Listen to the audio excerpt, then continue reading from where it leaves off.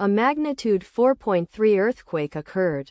Ryukyu Islands, Japan. 110 kilometers NNW of Naze, Japan, or 288 kilometers SSW of Kagoshima, Japan. On Sunday, the 6th of July 2025, at 1 hour 57 minutes and 30 seconds local time, the quake had a depth of 20 kilometers and was not felt, or at least not reported so.